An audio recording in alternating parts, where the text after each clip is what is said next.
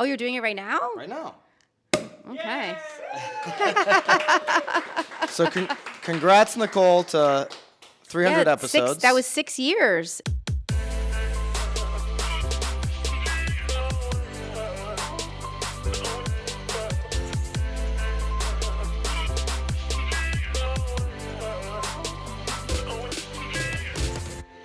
This is Byron Lazine and Nicole White, and you are tuned into episode 300 of The Real Word. Words up.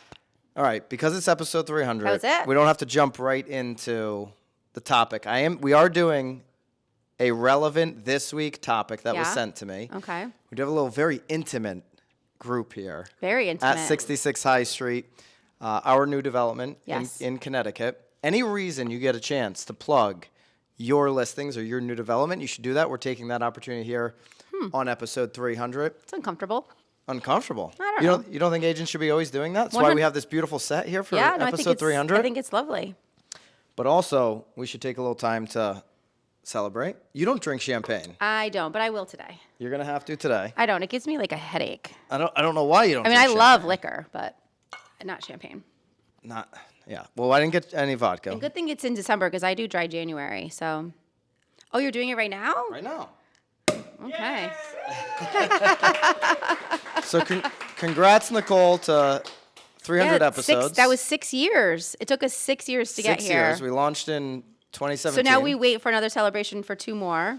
And maybe episode 500 we can do. Yeah, that's 2 years. 2 years. Yeah. Yeah. We launched in 2017, the pod. End of 2017, maybe. Beginning Yeah, of it was. 2018, It was the somewhere end. in there.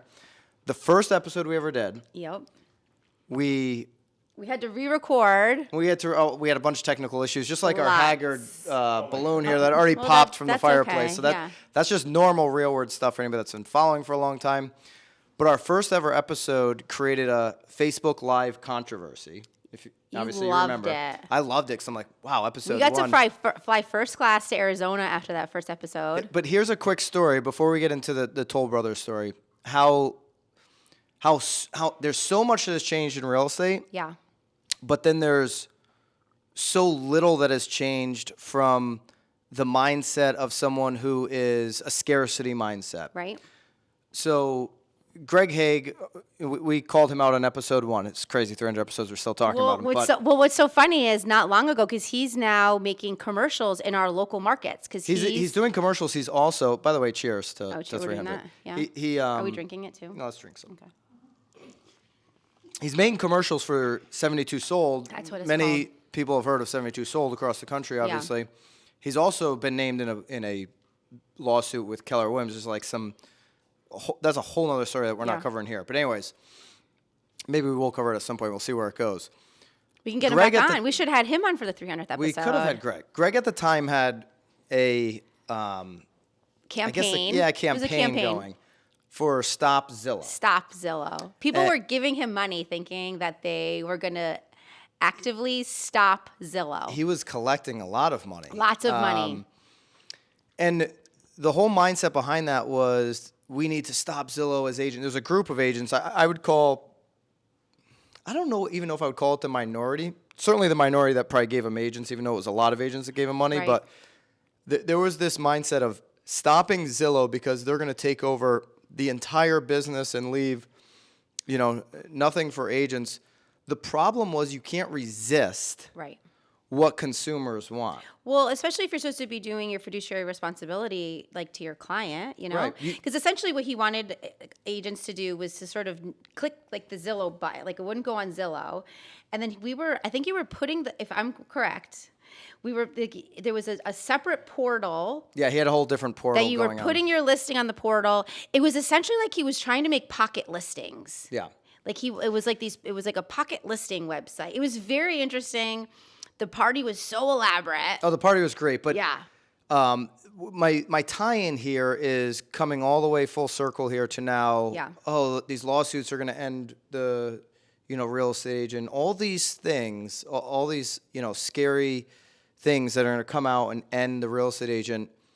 They've just never come to fruition. And Right. in fact, Zillow, of course, today, while they charge a large commission for their deals, they've earned that right with the brand trust that they have with the consumer. Right. And when you set appointments, when you do the things that they do, you're going to earn a commission, a hefty commission for that. And that's what they're doing. Right. Because they've built up this trust in consumer traffic over the years. And the agents that build up trust with their consumers, with their database, with their clients, are going to continue to have a place. And we know that today over 90% of people use an agent. It's why, there's a lot of really seasoned agents that aren't worried about the lawsuit. No, their heads down and they're working. Yeah, and there's a lot of reasons why you should keep your head down. There's a lot of brightness coming in the future, I think, for the agents that are professional. We've gotten to that into the past. But I think just thinking back on the 300 episodes, it's interesting how much you can say these things and talk about it over and over and over again, and it doesn't matter. Every month there's a new thing, a new fear. Right. And so hopefully we'll continue to, get rid of those fears, help agents to... Or at least educate people so that they're not fearful. Yeah. Exactly. Yeah. Here's some more fear, though, for you, and then we'll break it down. Let's okay? go. So... Should I drink a little bit more for this? Yeah, maybe drink a little bit will. more. And I don't even know if I'd call it fear, but this is the mentality of even as high level as a CEO for Toll Brothers on how they think about their bottom line as it relates to agents. So Rick Palacios Jr., who is a research consultant, John Burns, he put the tweet out. Ken Pozek, shout out to Ken here on episode 300 down in Orlando, sent it over to me. He actually replied to the tweet. We'll post the tweet. It's not. Do they still call them tweets? It's not like an X. No, that's still still a call it a tweet tweet? on X. Very Okay. confusing, but you little can bit. never I'm get so rid out of of it. the word tweet. Commentary from Toll Brothers, TOL, which is their ticker on today's earning call. So the earning call was end of the week last week. Shows magnitude of money home builders spend on real estate agent commissions. Obviously, this has been the topic here. What are, agents' commissions? What are they getting? 2/3 of their sales have outside realtor at 2.25% of the home price, which equals 1.5% of total revenue for the company. I'm going to play the tweet, or I'm going to play the earnings call, the clip from the earnings call. Okay. This is the Toll Brothers CEO, and then you and I will react to it. Oh boy. Just two quick ones for me. You all rely pretty heavily on realtors, given your consumer base. I'm hoping you can remind us what portion of your sales have a realtor associated with them. What's your kind of typical broker commission, and just any thoughts on the preliminary NAR ruling and the impact on your business? Sure. So 2/3 of our sales involve a outside realtor representing our client. On average, we pay that realtor 2.25% of the delivered price of the home. When you do the math, that comes out to 1.5% of total revenue of the company is with third-party realtors. It's too early to comment on the NAR litigation. Obviously, there's appeals and there's other litigation that has popped up since that case. But I think longer term, the industry, we are all encouraged to believe that the third-party commissions will be coming down. Since April, we have uploaded new and sought-after courses, content, and tactical assets for your business into the BAMX platform, not articles behind a paywall that only pontificate to you what you should think and do, but education that actually shows you how to do what you need in today's market. Every day, we continue to add more content into BAMX and our private Facebook community, content that works, content that our members have exclusive access to daily. It's why over 1,500 of you and climbing have joined us in BAMX. It's also why tomorrow's price is guaranteed to be higher than today's. That's called inflation. Do not wait any longer. Use code REALWORD and join the thousands of agents taking their business to the next level today.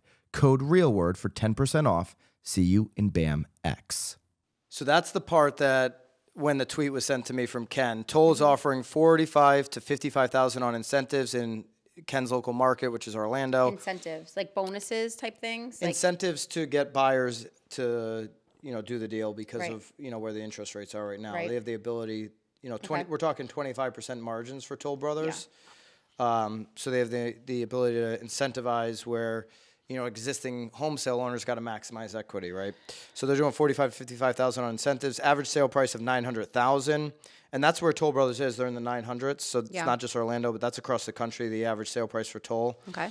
So 5.5% because they couldn't move product. So Ken's saying that 45 to 55,000 incentives that they're giving to buyers is a total of 5.5% of the sale price, obviously of the 900, Right. because of their inability to move through inventory quick enough. We know that new construction right now has over 7.5 months of inventory in the country, which is a buyer's market, as Definitely a opposed buyer's to market. the 3.8 to 4 months of inventory on existing home sales.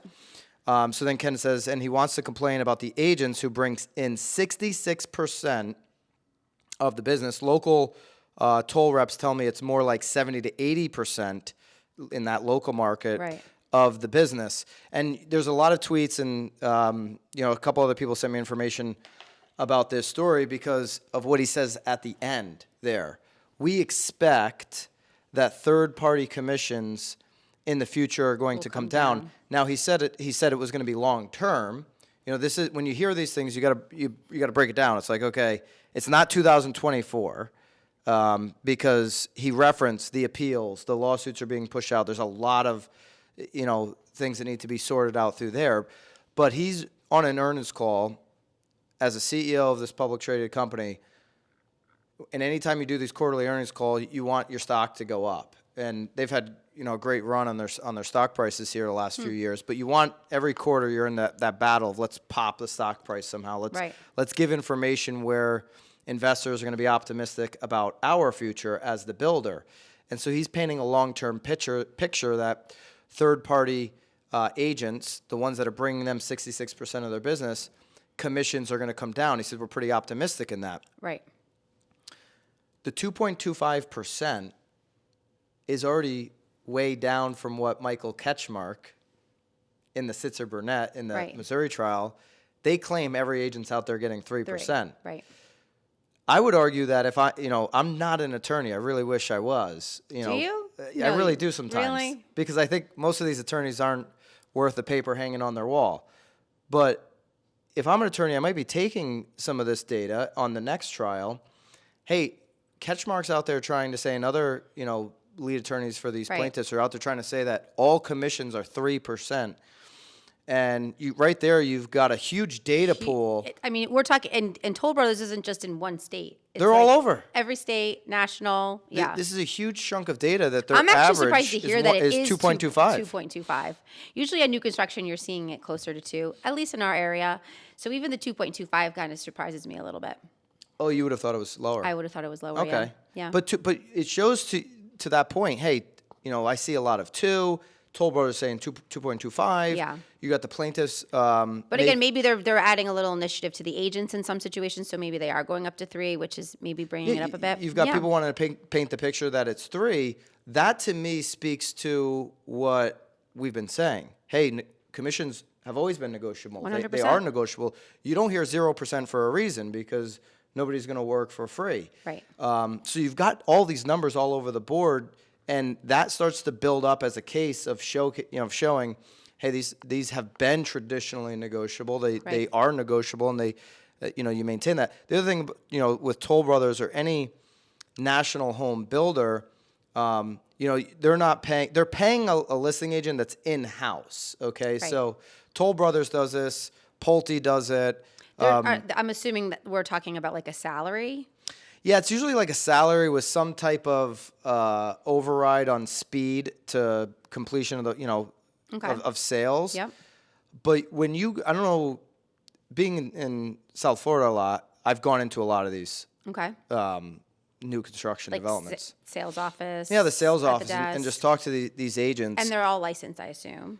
Yeah. Okay. And generally speaking, now I'm just I'm generalizing here a little bit because you can walk into an existing open house and you can find a variety of different agents in sure. Naples, Florida. I mean, you Yeah. can find a variety of skill sets, professionalism. Well, I'm pretty certain you could probably find that anywhere. Anywhere. Yeah. I mean, in the comments, you let us know, guys, right? Like, if you're going and touring homes in your market or when you're on vacation, the variety of different agents, is it vast, Is that what you're doing on right? vacation? You're taking in homes on your vacation? I try to do that as often as I can. Your so wife that- must love you. So that I have some type of opportunity to say, well, geez, this was more of a business vacation than a Touche. Okay. just a family I bring the vacation. podcast stuff with me so I can. By the way, Bobby, I found the equipment. Just side note there, I found the podcast equipment that we were searching for. Yeah. So you go into your sales offices Yep, on the vacation. national home builders, and generally speaking, the level of agent Yep. drops off significantly from, because Toll Brothers is at a $900,000 price point. Yeah. If you're going to, So are you thinking that's because they're like on a salary? There's no real. Toll Brothers is dampening what they can earn. Right. And so you just, if you can go out there and list as many homes you want, these aren't agents that can go list homes and work other deals. Right. They just work the project, right? So the caliber of a $900,000 agent in most markets that are getting those listings, Allison from our team is right here. She lists and sells $900,000 homes. That's a professional agent that's built trust, that's Right. doing everything they can do to market the home. When you're in one of these spots, everything is coming to you, and there's a little bit of an attitude to it, and it's from top down. And I'm not just picking on Toll Brothers. It's Right. Pulte. I have a lot of experience with Pulte. Some of these other ones where there's this just either like do take it or leave it. Take it or leave it. We're not going to work This is with what you. it is. There's not If much you want it, education. this is what you need. There's more. I'd argue there's more from the production home builder. There's more of a pressure sale tactic Okay. in these scenarios, as opposed to what the great agents across the country are doing, where there's an educational component. Hey, I'm going to make sure that you understand Right. all the options, what you're getting into. And, agents that are in some of these markets, like Ken, who chimed in on Twitter X, or some of these other markets where you've got a lot of new construction. What's your He's experience Orlando, been? right? He's Orlando, so you have a Yeah. lot of new construction there. Yep. Obviously, the Sun Belt states, you have a lot of new construction, so the agents there can speak to it a little bit better than we can on the national home builder scene, Yeah. because you don't have that here. We definitely don't. In Connecticut. But the unit we're sitting in here, Yeah. which is available for $1.5 million if everybody's interested. It's for sale. This unit, this building, this development, at one point the developer thought about going inside sales, and that obviously never came to fruition. Right, we ended up getting the deal.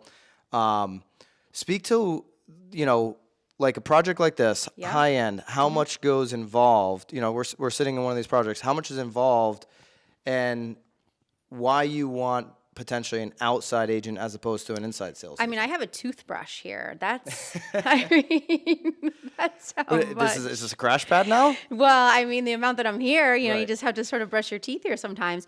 No, I mean, I think that there is a certain level, of course, of professionalism. I mean, even people that are, and again, I love everybody here, but just like simple things, like just like fluffing pillows, like some of the guys that work here, like they're sort of overseeing, like they're not noticing. Project managers. Yeah. So I think it's important to have somebody from the outside, and obviously have like some sort Well, of like. how many buyers come in here and they want to, if you go to one of those national home builders, you ask a question Yeah.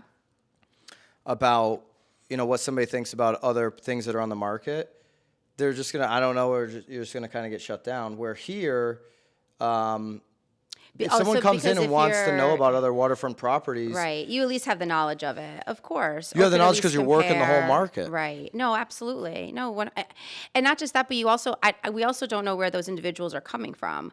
Not all of them live in the community either. So, if someone is looking for, like, again, shops or, town halls or libraries or anything like that too, obviously you are sort of the local knowledge in that regard as well. Yeah. and you pay for from a developer or a builder perspective, and to the point there about the 5.5% on incentives, Yeah. you end up paying. There's a cost to sell properties, whether it's directly to the agent through your own marketing. Who's going to pay Well, for the that's marketing just and it. pick I up mean, that bill? because at that point, I'm assuming that Toll Brothers is probably not paying for their marketing, right? Oh no, they're paying a significant chunk of marketing. Yeah, addition? they pay a significant chunk of the marketing for Okay. sure. All right. Yeah, Okay. they pay for a ton of marketing, but that you're going to add all this up.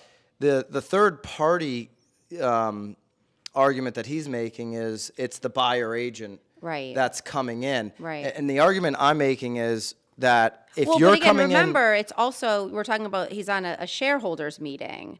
So the question may have aroused because they were thinking that this is a way for them to now actually save some of their costs, which then could maybe bring them some extra money. Yeah, and when you're going as a buyer, as a consumer, unrepresented on new construction, there is going to be a pressure moment, and on especially where you're seeing some of these bigger developments, which we don't experience here in the Northeast. There's some developments that are over 2,000 homes, and that's the number that goes up annually for just units in this Right. whole entire state. Yeah. So you get some of these communities where you're driving through as someone who's just moving down to this community, retiring, and you're just seeing them. Man, I was here 3 weeks ago, and these 100 homes weren't even built yet. They just throw them up, literally. They go up quick. When you're sitting down in that sales office, there are some high pressure. I don't want to go as far as saying, timeshare tactics, but there are some high pressure tactics to get a signature and a deposit on that unit, on that building. And once you do that in new construction, it can be very difficult to wind yourself out unless you've really thought it through. And without the representation, and this is what ultimately the consumers are looking for when they're going into those situations, is making sure they have the protection, making sure they've been able to see all the options, why they've got that buyer agent I think the representing biggest them. thing here too, though, is just for them to be reminded of the things that they should be asking too. So many times people don't realize you only get like maybe one coat of paint on the wall, or the hardwood floor is an upgrade and you're going to be getting carpet. I think you walk into these, and a lot of them are staged units that probably have all the upgrades, but not realizing that some of those additions are an upgrade or will cost more. So it's not really until the end where they're like, wait a minute, why didn't I get a second coat of paint on my walls? It's like, well, that's not in the contract, Or, oh, you have an allowance, a $2,500 allowance for, say, glass doors in the bathroom, and you think that that's going to cover all your bathrooms, and it doesn't, and then you're whacked with, an overage charge. So yeah, I think it's really important to have someone that is on your team that's at least helping you sort of look at the things that you're not realizing that you're supposed to be looking at. Because really, you're just you're in love, right? You walk in and it's all razzle dazzle. Yeah, and ultimately, going long term, just like the CEO for Pulte did, when you know your market inside and out, and you can help, not a CMA, but help really compare the options for a buyer, you're going to have a place in this industry. Right. Like on the other side, when you can really show the value to a developer on being able to, validate your commission, whatever negotiated commission that is, in terms of there's no reason as a buyer agent that you can't market a property if that developer and that sales office is allowing you to do that. That's one of the things.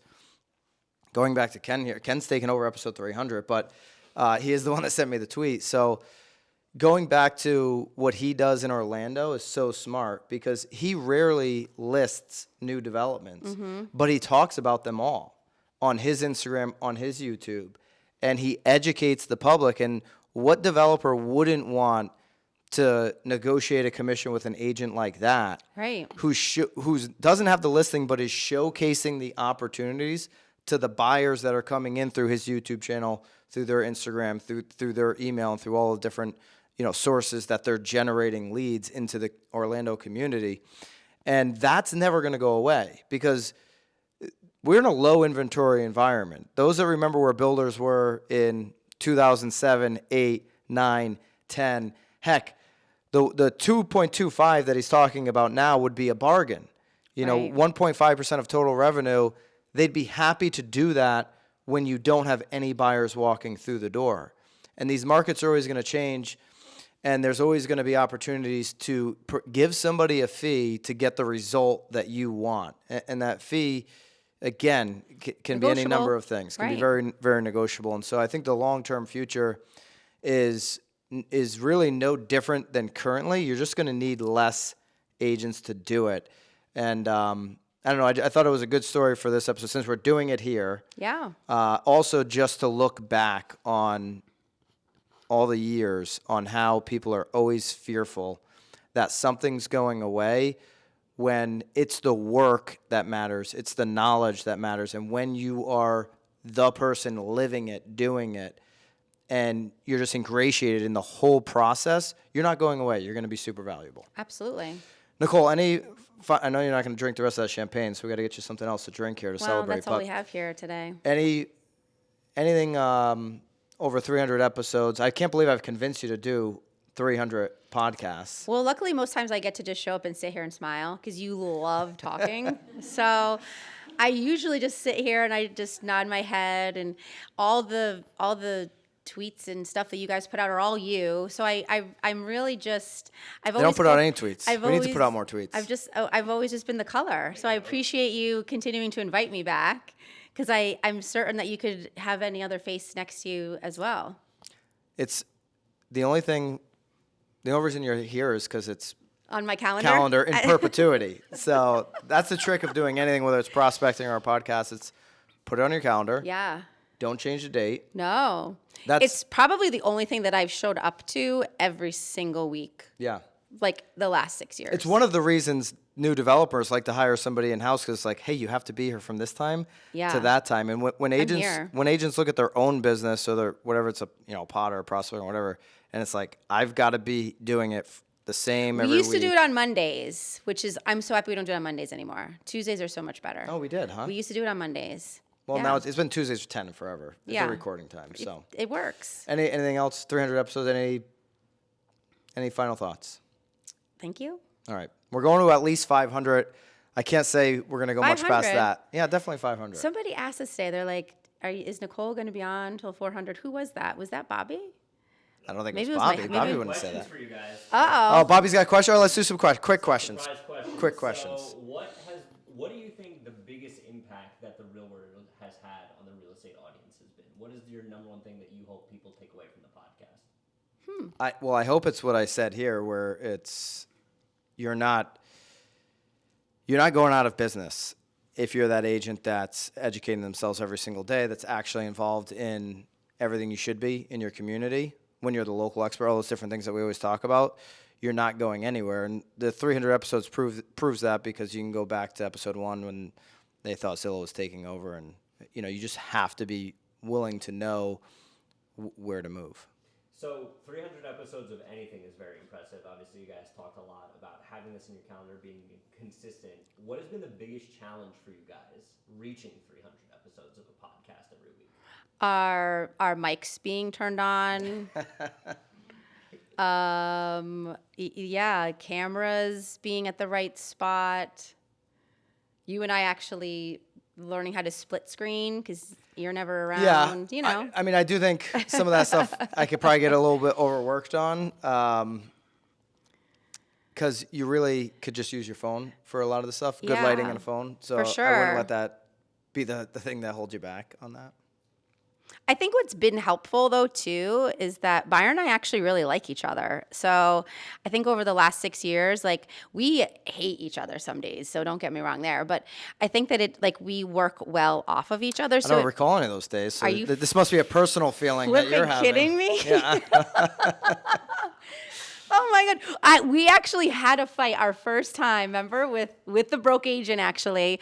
We were in So you we should were pull up a in clip of this. Anaheim and we literally exact had just had a fight and he walks in, he sits down, he's all ready. That was actually one of the biggest fights we've ever had. and he was so uncomfortable. He's like, because he was sitting He was sitting in the middle.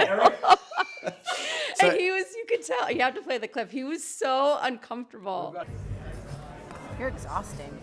Me? Yeah. No, you two are exhausting. What? I'm so glad to be in conference mode.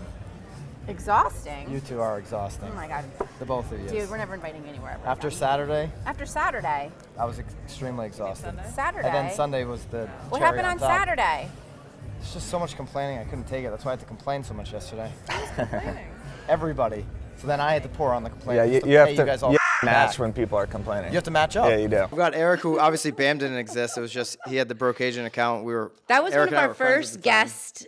He was one of our first guests. We Yeah. were in Anaheim. We were at the Tom Ferry Summit. And we're just going back and And forth. we had just finished an argument, and it was time for him to go on. And actually, I was on that side in that video. He's kind of like, well, you guys still He want to do was this pod or like, not? "What's going on?" We were all like drinking water because none of us wanted to talk. Yeah. Yeah, you should play a clip of that. So you guys just talked about Anaheim. Obviously, we're in a really cool place. What's your favorite place you guys have ever recorded the real word? I don't know. Probably Valvado's office. Oh my God! Remember that was I would say Summer was stuck in there. Yeah. I'm like, Summer is like stuck in this. It was so hot, and you made me use a pen holder for my microphone. That's the only reason it stand. is my favorite because we had no help. It was awful. We were basically recording it on our own. It was in her office, so we had to take everything off of her walls. We had to move all the tables. We had to make sure we didn't get because there was a switch right on the wall, so we had to make sure we were scooched over just enough so we wouldn't get the switch in the screen. I recorded and edited about 100 and You not edited? all, maybe 100, not of the real word, of a different podcast before the real word. Okay. Oh yeah. Okay. I I did was that like, you for never about edited one of 170. these. Probably about 100 of those. Believe it or not. So our We gotta favorite get Byron to do a spot. course on Yeah. podcast editing. Yeah. What is the best feedback you've ever received from a listener on the podcast? Oh, I feel like I have so many. We get gifts. I get crowns. Golf balls. That's the best feedback. Send me golf balls. Oh no! What I love the most is I hear a lot from other obviously agents, but a lot of like other moms. Like I have 3 kids too. Like how have you built your business? Or like, oh, you're like such like a sense of inspiration for me. Like I love watching you. Like it just that for me has been, the greatest. Where they're like it's another woman that. I know most like where they're coming from because I started there, feeling like what are you supposed to do? Where are you supposed to go? Man, like I'm still a mom, So for me, that's always been my favorite. I mean, I love getting the crowns and we do get gifts, but The bobbleheads. yeah, I think- that was Byron. Only Byron got a bobble. I never got a Nicole bobblehead. No, but you did get a crown. I so, did get a crown. Yeah. I think lately with the NAR stuff, that's been people are just like, I'm looking for a place to find the information where Yeah. people aren't, got 27 paywalls to get the information. So I know it's not really a guest-based podcast, but we have had a couple guests in our real word stint of 300 episodes. Do you have a favorite guest you've had on the podcast? I actually want to know in the comments, if you made it this far, thank you. In the comments, do you want to see us do more guests? Do we bring on back the- the confessionals? No, not the confession. We're not bringing What are that the back. confessionals? We did a confessional. We're like- not bringing that back. No. If you I remember the don't. confessionals, If that's another day. That's a and- whole and that's- nother That was a thing. whole nother day. That was another day. That was yeah. another podcast. No, that but- what you loved long form back then. But we've had some of the best pods have been the guests going back. Austin Board of Realtors when Yes. anytime there's like a controversy that's been drummed up and we My talk favorite about is it. the most recent individual, the one that was taking hits from his. Well, Notorious ROB Yes, came on. the That was a great Notorious pod. ROB. I could have listened to him for hours. Yeah. So do you want to see us do more of the guests? We've done maybe 12 in 300 episodes. You maybe think that many? That's high I'm side. thinking Yeah. like 5. Well, no, we've had TF on a couple times. Yeah, more than once. I wouldn't call that. I mean, Notorious Rob, the Austin Board of Realtors. We had one of the Connecticut MLS. Yeah. That was it. Well, Eric, we were just talking about with the broke agent. Yeah, that's he like came 5 people. Yeah, I mean that's We've that's been- already up we've to been- 7. we've been- Fact we've check been- me in the comments. It's We've like been pretty. already We've 7. been pretty like exclusive. Yeah. Yeah, I mean it's under 12 for sure. Yeah. Last question. So 300 episodes, you guys have seen a lot, done a lot, learned a lot. What is your vision for how the podcast evolves in the next 300 episodes? I guess that's what I'm looking for. Do people want us to bring in more guests? Was the appraiser here? We had the appraiser on. There's another one. Yeah. Yeah. So No, I thought that was just a one-on-one debate. no, but that was started on the real word. In the old office, you guys had the appraiser on. Yeah. Yes. So do you want to see more of that where we bring in a guest? Sometimes it can feel like if we're debating something, it can feel a little bit like 2-on-1, even though we don't always We're have to never agree. debating. We're never really debating. I'm trying to go debate mode as often as I possibly can. The real word used to be 3 segments, 2 segments, 1 marketing. So then we went down to 1 segment, just go longer form. So Yeah. yeah, and that's I'm not afraid to change, right? If we see something's working, like good- Let him sleep a little and he'll change it tomorrow. Yeah, we'll probably and I'm change like, it next wait, week. what? What is going on? Oh, because then he started doing left, right, center, and I'm like, are you kidding me? We're getting into my God, politics. we had our politics That was awful. topic That's before, when I was really just which we're smiling gonna bring. and not we saying may anything. we may bring politics back since it's an election year. He originally wanted this to be called a news show. I'm like, I don't do news. I don't do news or politics. Not politics. It was political topics where there's a How it tie would in affect, to. yes. Now the hot sheet obviously can cover that if there's something, some new bill that gets announced, which Yeah. there was a huge bill that we could have covered here. Democrats proposed banning institutional buyers from buying single family homes. Next episode. That, if you look on the comments on Instagram on BAM is going crazy. If you look on even that tweet I put out was Anywhere on the housing went Twitter. 160,000 views on Twitter X. So, yeah, I mean, if there's a way to change, I think the best change we made was going to 1 segment leading into NAR because it just got the last 3 months it got so much, the NAR, the lawsuits, all that different stuff. Yeah. So that was one of the best moves we made. You have to be able to just adapt it when you see the opportunity. I just do what he tells me to do. So this is the first podcast filmed in front of a live studio audience. I actually think it's the second. I think we did this another time. With people? This is a very small, intimate I mean, there's crew. been peop- Thank you, There's Jennifer. been people. Thanks for There's coming. been people in a room because again in Anaheim, there were people Yeah. in the room, but Yeah, we yeah. weren't. Do we Yeah. have any questions from the audience? Uh-oh. Uh-oh. No, you always had the racket. Yes, we did always have the We racket. do always have the The- racket. We don't have the racket with us today. A racket You know, behind you. Yes. you know what's interesting about the racket Yeah. is, with everything that's going on now, and this is a good way to wrap up episode 300, is I always say everything in real estate is such a racket, right? And now you have all this stuff happening, and we started saying that 5-6 years ago, and now it's like all coming true. Everything is really just a racket. So Just don't a take it too racket. seriously. You're in the best business in the world. You're not a heart surgeon. Just help people. Keep it simple. Work hard. Congratulations, my friend. Congrats. Keep it real. Bye, guys.